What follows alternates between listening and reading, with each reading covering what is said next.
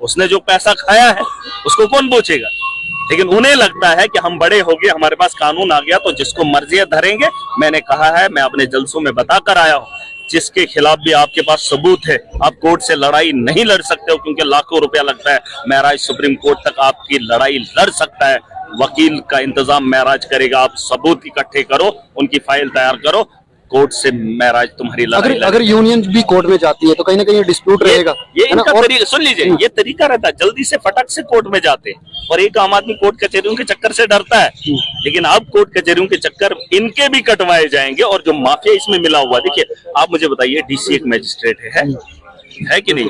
कितना बड़ा पावरफुल रखता है डिस्ट्रिक्ट मैजिस्ट्रेट, उसको ये बात नहीं समझ आ रही है। पिछले दिनों ये 25 की पर्ची दे रहा था, आज ये 15 की दे रहा है। नहीं, मुझे आप बताइए ना, मतलब सिंपल इतनी आवाम है। हमने भी सवाल किए थे, नहीं उससे पूछो, कल तक अगर ये 25 आदमी ले रहा था, परसों इसने प्रेस कॉन्फ्रेंस आपको दी, अब ई रिक्शा को लूंगा 25, तेल वाले ऑटो को लूंगा 20, अभी इसने क्यों लिखी है 15 रुपए? ये खुद कंफ्यूज है। ये जो माफिया है, ये माफिया और वो माफिया, ये कॉम्बो है, एडमिनिस्ट्रेटर और ये वाला माफिया, अड्डा माफिया, ये दोनों कॉम्बो है, क्योंकि इनसे दोनों का परिवार चलता है। गरीब खून पसीने की कमाई लाता है शाम को, और इनके घरों के चूल्हे उसी से जलते हैं, और वो जो बाकी पैसा है उसे ब्लैक मनी कहते हैं, जो इनकी तनख्वाह है। मैं वही कह रहा हूं कि इन लोगों को समझने में इतनी देर क्यों हो रही? ये डिस्ट्रिक्ट को चला रहे, डिस्ट्रिक्ट को चला रहे, और अभी भी आदमी ले रहा, उसका बाप आ रहा है आज, कहता है नहीं जी आप दे दो। वो लाइबिलिटी कौन देगा? उसका बाप देगा।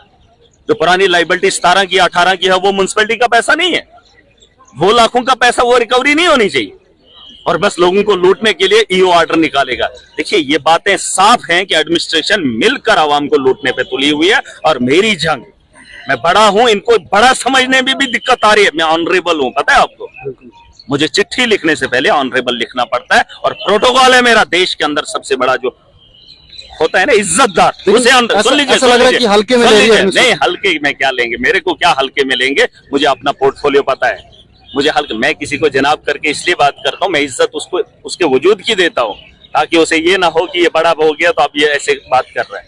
कोई इस भरम में ना रहे, मुझे पता नहीं यार, मेरे बारे में पता कर लेना। जब मैं डीडीसी भी नहीं था, खटिया खड़ी कर दी थी हमने, और आज मुझे औकात दिखाएंगे। जिस वक्त औकात महराज की इतनी है कि मैं सब जानता हूँ, मेरा प्रोटोकॉल उतना है, लेकिन अभी ऐसा लग रहा है, मैं सोशल एक्टिविज्म भी जानता हूँ, और जो लग रहा है कि अभी भी आप एमएलए नहीं, ऐसे लग रहा है कि सोशल एक्टिविस्ट हैं। अभी भी एक्टिविस्ट क्यों यार? माफिया है क्या ये सिर्फ इधर है? आपने डोडा चलो मूवमेंट चलाया, ऐसा हमने सुना था कि दिल्ली। नहीं, अभी आप देखेंगे बड़े पैमाने पे बदलाव आएगा। नहीं, मैं आपसे समझना चाहता हूँ डोडा चलो क्या है? डोडा चलो आप, मैं तो आया हूँ, 1 लाख आदमी लोगों की रिप्रेजेंटेशन महराज तो कर रहा है। अब इससे बड़ा आपको क्या लगता है? 1 लाख लोगों की भीड़। हमें लग रहा था कि शायद डंपर वैम्पर लेके आएंगे, जैसे वो बात की बात है, वो डंपर नहीं, वो उखाड़ने के लिए जेसीबी सारा तामझाम बनूंगा इनके लिए।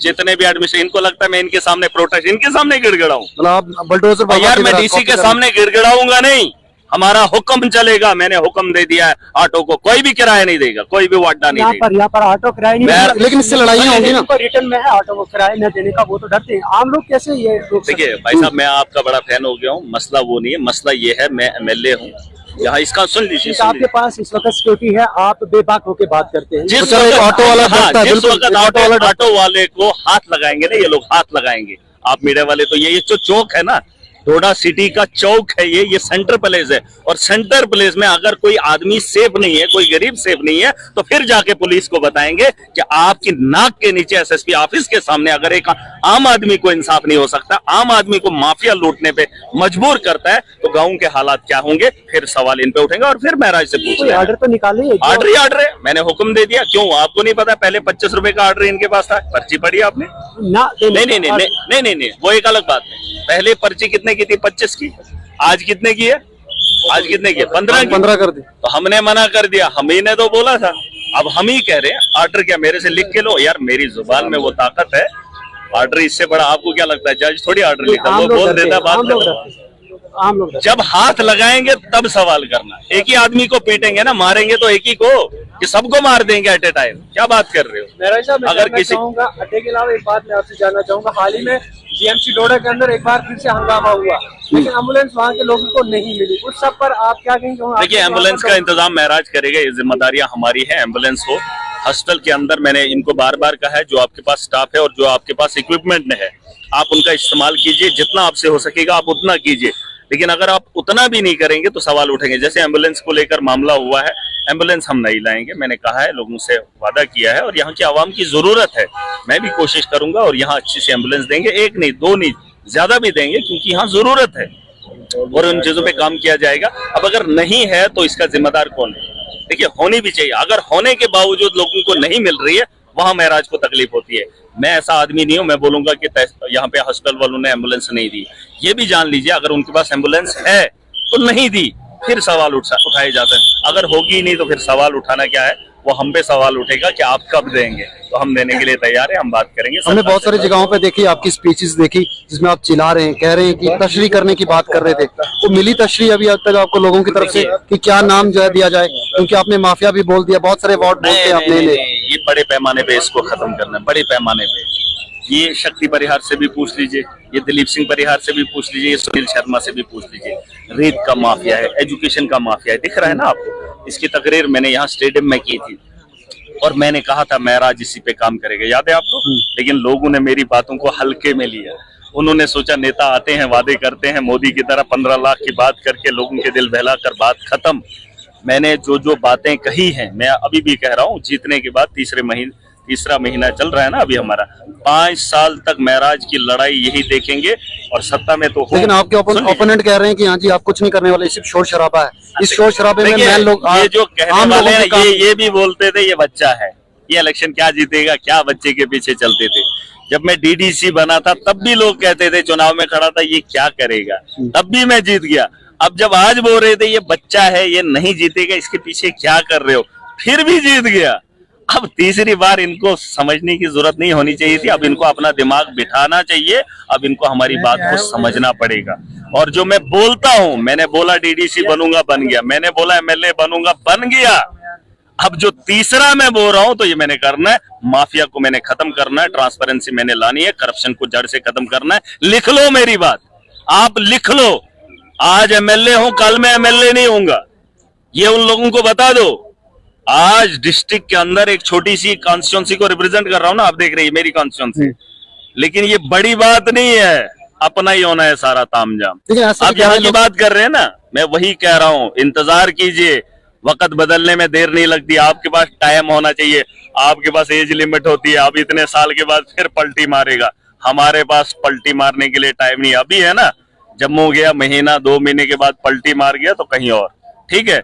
हमारी ताकत के बारे में मत जानो, कब कितनी आ जाए भरोसा नहीं, लेकिन नीचे नहीं जाऊंगा, ऊपर जाने वाला हूं, और अगर ऊपर से फिर हुक्म जारी होंगे फिर तो मानने पड़ेंगे।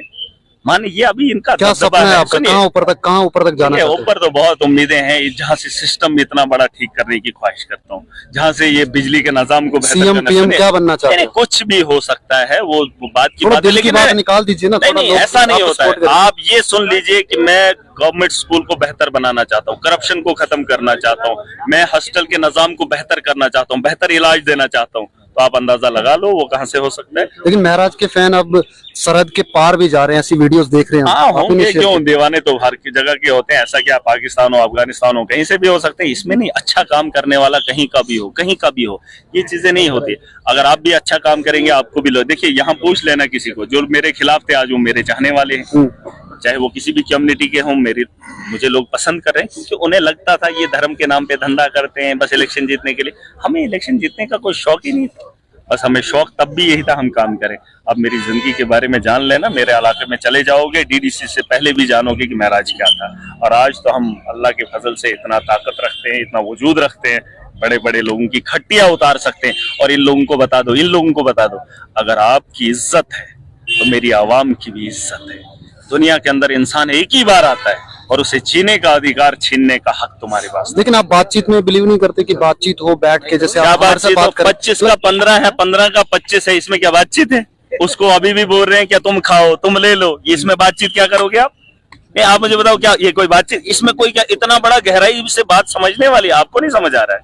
नहीं, आपको नहीं समझ आ रहा है। वो खुद बोल रहा है मैं ले रहा हूँ, अब वो आपको पता है उसमें लिखा है, सुन लीजिए, उन्होंने लिखा है, म्युनिसिपैलिटी वाले जाहिलों ने लिखा है, उन्होंने लिखा है कि अगर ये पकड़ा गया कहीं ये ओवर चार्जेस करते तो 5,000 जुर्माना करना। किसने करना है? इनके बाप ने करना है। अरे अब मैं दे रहा हूँ, कितने लोगों का इन्हें ओवर चार्जेस किया, खुद पर्चियां परसों तक 25 की बांटी है, खुद ही अभी 15 की बांट रहा है। इसी पे कितनी कार्रवाई होनी चाहिए? ये मुझे कानून सिखाएंगे? कानून ये कल के बच्चे क्या क्या इनके घर थे। अरे मैं खानदानी जो है इज्जतदार हूँ, खानदानी में लोगों की खिदमत करने वाला, हमारे नस नस में जो है आवाम की बेहतरी के लिए खून भरा हुआ है। इनको क्या पता? इनको प्रेस कॉन्फ्रेंस में क्या कह रहे थे सुन माँ बाप लीजिए, के- 2-4 लफ्ज क्या पढ़ लिए, फिर क्या ये सारा कानून तामझाम खुद करेंगे? इनको कुछ भी नहीं पता है। मैं जमीन से जुड़ा हुआ आदमी हूँ और हर आदमी की इज्जत करना जानता हूँ, और मैं इंसानों की इज्जत करता हूँ, बेईमानों की नहीं। और जो अपनी इज्जत को छुपाने के लिए, अपनी इज्जत को बढ़ावा देने के लिए गरीब को निचोड़ेगा, तो महराज उसको तोड़ेगा। ये मेरी बात याद रखना।